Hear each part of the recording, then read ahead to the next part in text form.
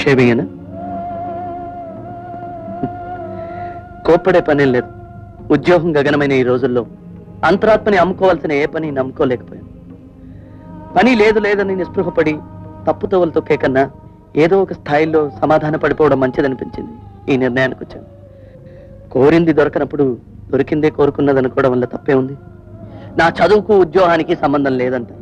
సరే, బయోకెమిస్ట్రీ చదివి అకౌంట్స్ ఆఫీస్లో గుమాస్తా పని చేస్తున్నాడే, వాడి చదువుకు ఉద్యోగానికి సంబంధం ఉందా?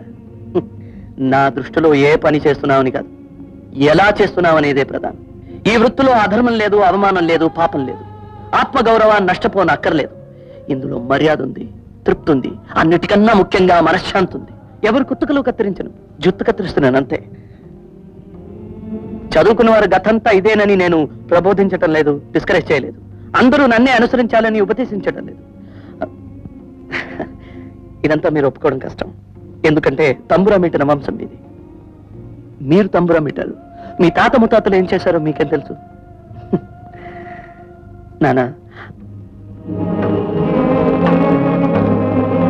I'm sorry. మిమ్మల్ని ఇలా పిలవాలనిపించింది.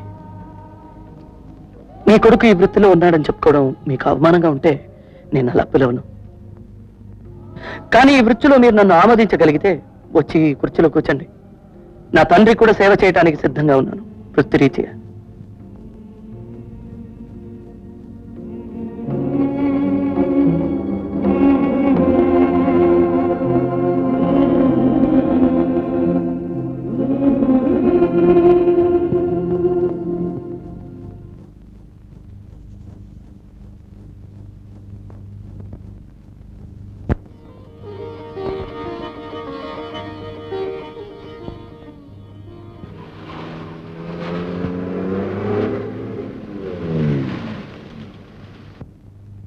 నేను ఎంత ఎక్సైటెడ్ గా ఉన్నానో తెలుసా?